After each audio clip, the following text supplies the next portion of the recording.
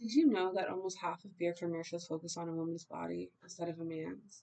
And research even shows, and they have found, that women are most often seen and most often portrayed as objects of desire rather than as full human beings compared to men.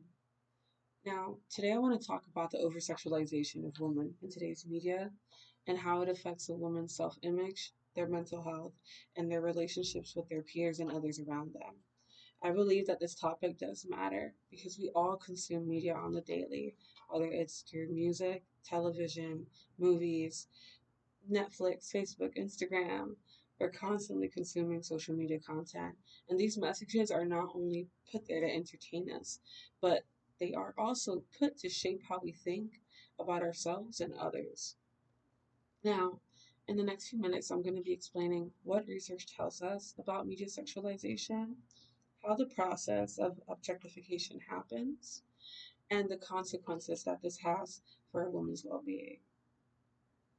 Now, to begin, in a thesis statement at the University of Central Florida, written by Alicia Herden in 2020, she found that women who watched sexual music videos, even when they were censored and considered the clean version, they were conditioned to think more sexually than compared to women who hadn't been exposed to that media at all.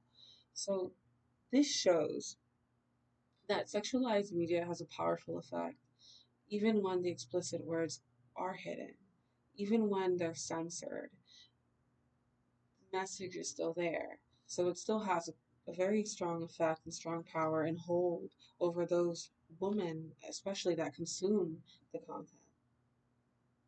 Now, how does objectification happen? So, psychologist Barbara Fredrickson and Tommy Ann Roberts in 1997, they developed what was called the objectification theory. Now, this theory explains that women who are exposed to sexualized media begin to view themselves as third person. So instead of viewing themselves within themselves, they begin to see themselves in a third party point of view.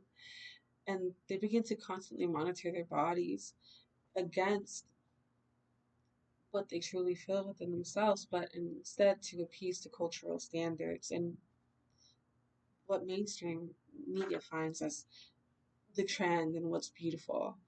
Now, what this turns into is it turns into self objectification. And it can affect how a woman thinks, acts, and even how they begin to value themselves.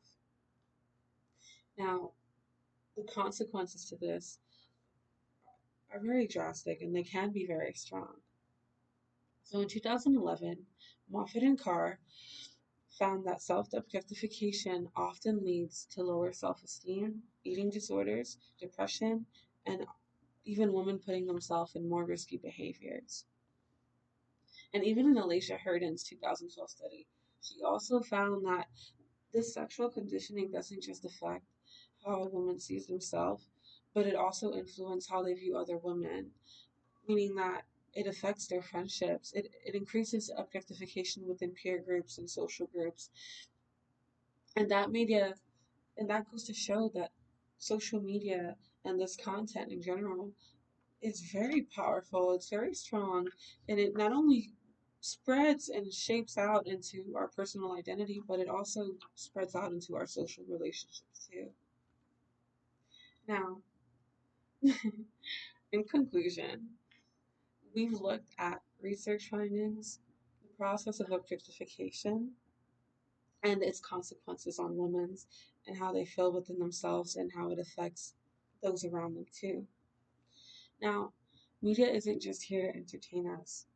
It conditions the audience to objectify women, and it can also harm how a woman sees themselves, especially when they're pushing sexual content and sexual promiscuity in general.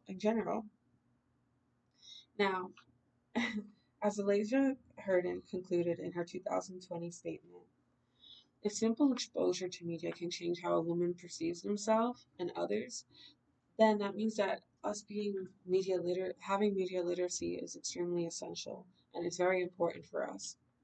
So next time that we find ourselves scrolling through TikTok, watching music videos, or even when we're seeing an ad, it's a really good time for us to start asking ourselves, what message is this sending to us?